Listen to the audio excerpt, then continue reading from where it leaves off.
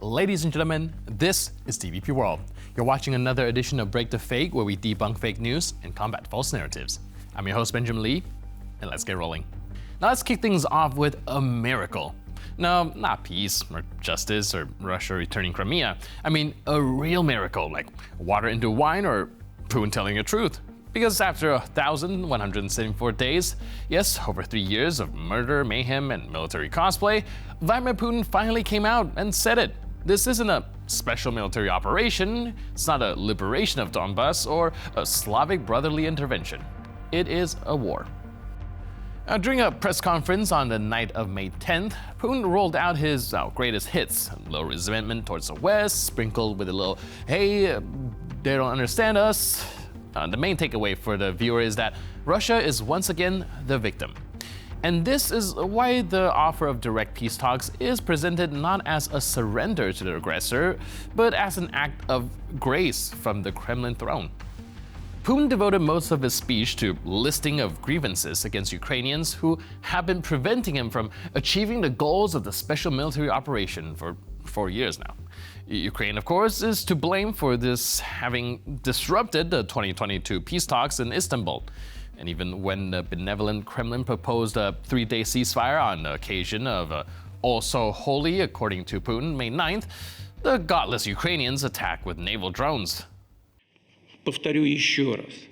Мы неоднократно предлагали шаги по прекращению огня. Никогда не отказывались от диалога с украинской стороной. Напомню еще раз, не мы прервали переговоры в 2022 году. Это сделала украинская сторона. В этой связи, несмотря ни на что, предлагаем киевским властям возобновить переговоры, прерванные ими в конце 2022 года. Возобновить прямые переговоры, причем, подчеркну, без всяких предварительных условий. Начать предлагаем без промедления уже в следующий четверг, 15 мая, в Стамбуле, там, где они проводились ранее и там, где они были прерваны. Сейчас идут боевые действия, война. А мы предлагаем возобновить переговоры, прерванные не нами. Ну чего здесь плохого? Те, кто действительно хочет мира, не может это не поддержать. Now let's break down this warped logic. I'm bombing your hospitals, but I also brought flowers, so if you don't say thank you, you're the bad guy. Putin's entire speech was basically, everything up to this point was just a big misunderstanding. Bucha? Oops. Mariupol? A silly mix-up. Deporting kids? We all make mistakes, right? No, Vlad. Some people forget their passwords. You launch a genocidal war. In sum, the situation looks something like this. Russia wages war, recognizes that it is a war, offers peace, but without ending the war. Sounds complicated? In fact, it is quite typical for Russia. And that's not the end of the story. Remember the guy who promised to end the war in just 2 days? Yeah, we're talking about Donald Trump now, who responded to Putin's statements about direct talks with Ukraine like this: a potentially great day for Russia and Ukraine. The president also urged people to think of the hundreds of thousands of lives that will be saved as this never-ending bloodbath comes to an end, and said that he would continue working with both sides to make it happen. That's exactly right, because every day a dictator admits that he is waging a war and not a special military operation is small progress, even when a person who previously claimed that everything in Ukraine is not so clear and that Putin is a very smart guy calls for an end to violence.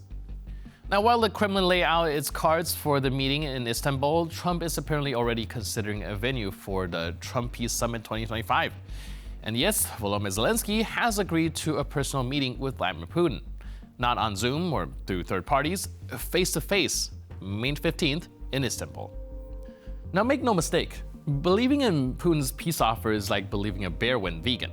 But Zelensky's willingness to engage proves that this war was never about pride, it's about survival, sovereignty, and a little bit of sanity. Meanwhile, in a truly touching subplot, Putin watched a new Russian film about World War II and he cried. Yes, the man who bombed maternity hospitals sat in a cinema sobbing over cinematic bravery. Because that's what patriotism looked like in Russia. cry at movies, then order airstrikes. Сделанные нашей программой неделю назад. Путин во время просмотра фрагментов нового фильма о войне. Он был выше почести, выше славы, выше жизни и выше смерти.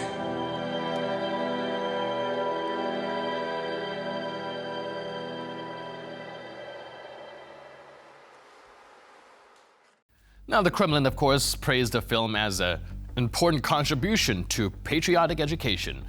Because why end a real war when you can make a movie about a different one? But let's give him credit. Putin does have feelings. Unfortunately, those feelings don't show up when his army massacres civilians or kidnaps Ukrainian kids. They show up when there's popcorn involved. Here's a tip, Vlad. If you're sad, don't cry, just stop killing people. It is surprisingly effective. And now let's cross over to Berlin, where Russian patriots gather to celebrate the May 9th Victory Day.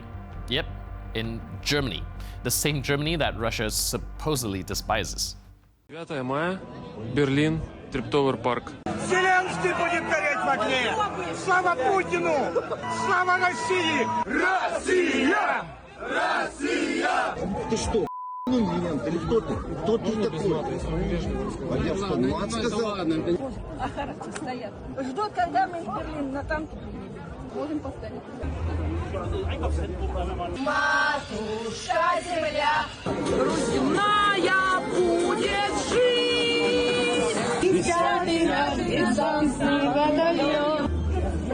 Они Россию. И все ребята хлопнули по 300. 333, значит, до зари. Ты сказал, когда будет контент новый русофобский? Такая, ты со мной даже не поздоровался.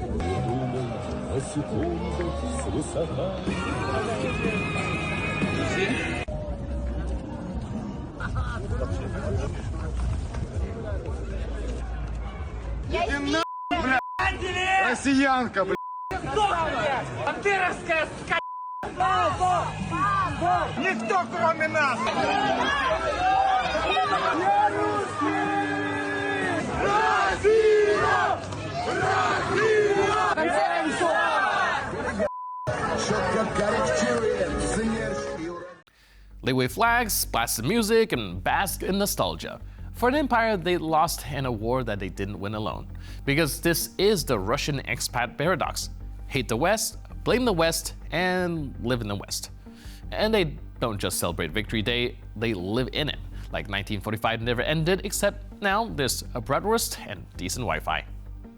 Now, for Russians supporting the war, it is not so much of a matter of geopolitics as it is an issue of identity, a way to assert national pride on foreign soil and to join Russia's former greatness.